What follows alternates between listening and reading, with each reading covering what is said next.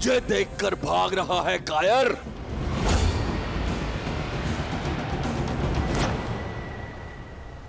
प्राण जाए फिर भी मैं आपसे युद्ध नहीं करूंगा भैया।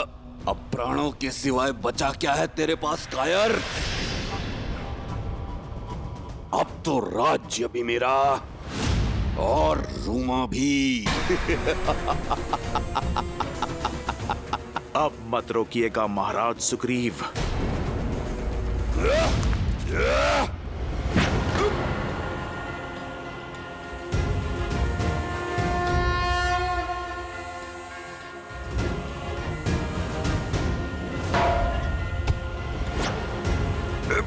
हनुमान!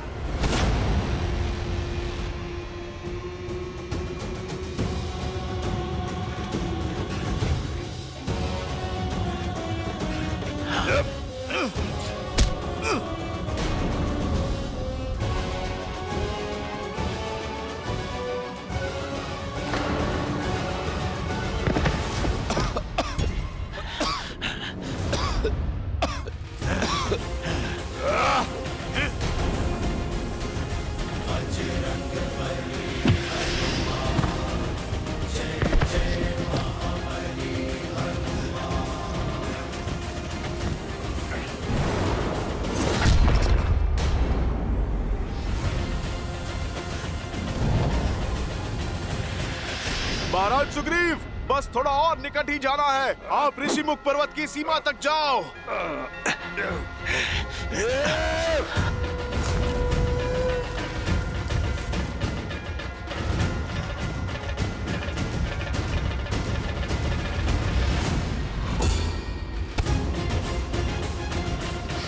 छोड़ो हनुमान, मुझे जाने दो।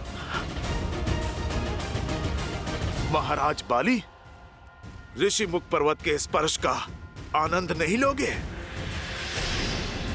मैं चाहूं तो एक क्षण में आपको पर्वत के शिखर पे फेंक सकता हूं, जहां पर गिरते ही आप ऋषि मार्तंड के श्राप से भस्म हो जाओगे। मैं सुग्रीव को मारे बिना नहीं जाऊंगा यहाँ से। फिर तो हम सदा सदा के लिए इसी अवस्था में उलझे रहेंगे महाराज बाली। महाराज बाली, आप मेरी बात ठीक से समझो। एक उपाय है मेरे पास। महाराज सुग्रीव को ऋषिमुख पर्वत पर रहने दीजिए और आप किष्किंधा पर राज कीजिए।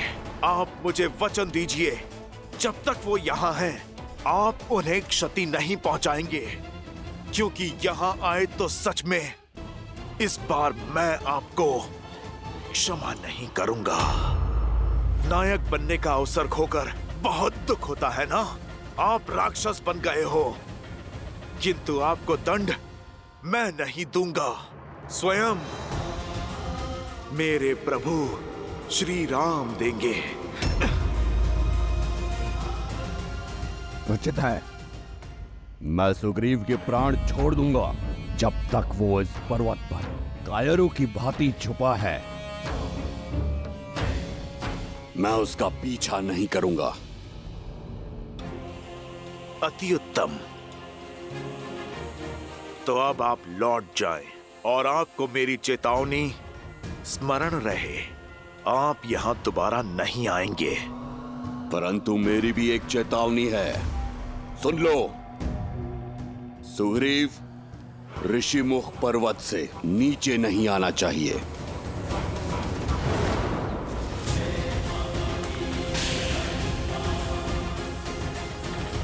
बाली, छल से मेरी शक्ति भी ले लो, तो भी मुझसे युद्ध करने के लिए तुम्हें सीमा को लांघना होगा।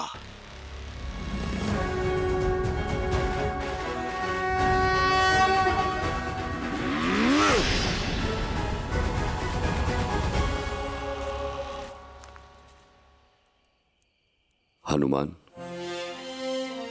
महाराज सुग्रीव, हम ऋषिमुख की सीमा में सुरक्षित आ चुके हैं। आप निश्चिंत रहिए।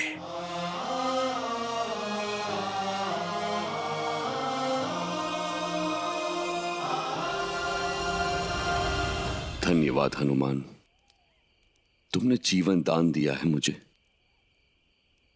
किंतु मेरा दुर्भाग्य देखो, मेरे अपने ही भाई ने मुझसे मेरी पत्नी, मेरा घर, मेरा राज्य सब छीन लिया। महाराज सुग्रीव, अधर्म का वृक्ष तेजी से पनपता है और उतने ही तेजी से काटा भी जाता है। पाली का नाश अवश्य होगा, क्योंकि धर्म के रक्षक मेरे प्रभु श्री राम आ रहे हैं। जय श्री राम। जय श्री राम।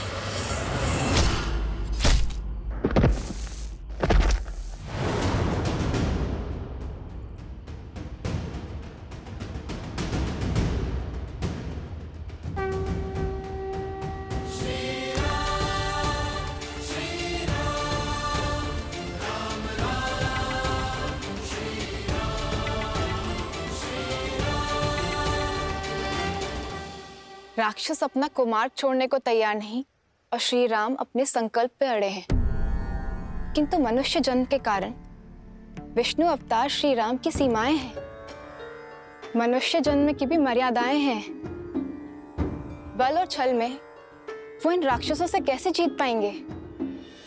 देवी, श्री राम की सीमाएं केवल मर्यादा तक सीमित है। समय और प्रयास की कोई सीमा नहीं है श्री राम के लिए, और इसी कारण इस वनवास काल में श्री राम ने सैकड़ों राक्षसों का संहार किया, कई ऋषियों और ऋषि कन्याओं का उद्धार किया। आयुष्मान भव। इसी तरह धर्म की रक्षा के लिए आगे बढ़ते रहो। नियति तुम्हारे साथ है। और साथ ही ज्ञान भी बटोरते चले गए, और इसी प्रकार धर्म और न्याय के पथ पर चलते हुए कई वर्ष बीत गए, परंतु इतना समय व्यतीत हो जाने के उपरांत भी श्री राम की भेंट ऋषि अगस्त्य से नहीं हुई थी। वो ऋषि अगस्त्य जिनके पास स्वयं श्री राम के प्रारब्ध की कुंजी है, इससे पूर्व की बहुत देर हो जाए। श्री राम का ऋषि अगस्त्य से मिलना अत्यावश्यक है।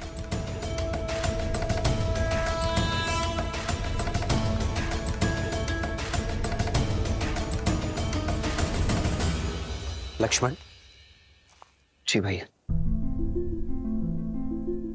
क्या बात है, तुम व्यथित लग रहे हो? इस वन में भटकते हुए लगभग कई वर्ष बीत गए भैया, किंतु अब तक हमें वो वृक्ष नहीं मिला है जो हमें ऋषि अगस्त्य के स्थान तक ले जा सके। कभी कभी तो लगता है कि क्या सत्य में ऐसा कोई वृक्ष है भी, या ये बस एक कथा मात्र है? मधुमक्खी नहीं जानती लक्ष्मण कि जिन पुष्पों से वो रस इकट्ठा कर रही है उसका कण भी संसार में फैला रही है। हम पथिक है लक्ष्मण, और पथिक का कर्तव्य होता है बिना कर्म फल की इच्छा की अपने कर्तव्य पथ पर चलते रहना, बिना आस लगाए निरंतर प्रयास करते रहना। और फिर क्या पता, जिसे हम निरंतर खोज रहे हैं वो हमारे नेत्रों के सामने हो, बस हम उसे देख ना पा रहे हो।